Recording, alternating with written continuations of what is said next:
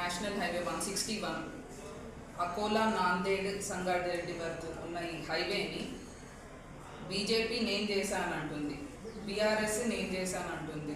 మరి కాంగ్రెస్ ప్రభుత్వము సురేష్ షెట్కార్ గారు ఏం చేశారు అనేది నిరూపించుకోవడానికి ప్రూఫ్తో సహా మనము ఈ గెజెట్, ఈ జియో, మరి నేషనల్ హైవే అథారిటీ నుంచి వచ్చిన ఒక జియో, మరి మనం చూస్తున్నాము నిన్న భూపాల్ రెడ్డి గారు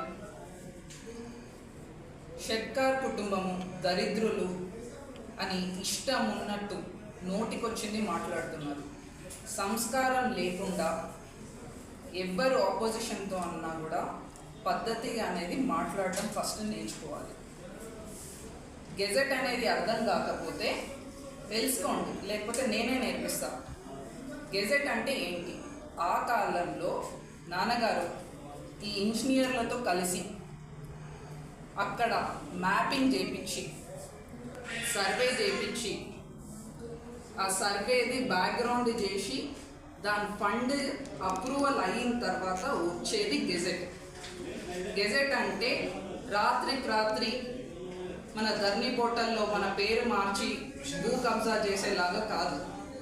ఇది ఒక హామీ పత్రం. దీన్ని ఇప్పుడు 10 సంవత్సరాలు అయిన తర్వాత కూడా ఎవరు దీన్ని మార్చలేరు. దీన్ని పెద్దగా చేయొచ్చు కానీ దీన్ని మాత్రం తగ్గించలేము. మరి భూపాల్ రెడ్డి గారు కేంద్ర ప్రభుత్వం అది తెచ్చింది, కేసీఆర్ ఇది తెచ్చారు అని చెప్తున్నారు హైవే. మరి ఇన్ని రోజులు కేంద్ర ప్రభుత్వం ఏమి పనిచేయలేదా అని చెప్పిన బీఆర్ఎస్ ప్రభుత్వం ఈరోజు కొత్తగా కేంద్ర ప్రభుత్వం అన్ని తెచ్చింది అంటుంది. ఏ ప్రభుత్వం తెచ్చినా కూడా వాళ్ళ సొంత డబ్బుల నుంచి తీసుకొస్తున్నారా?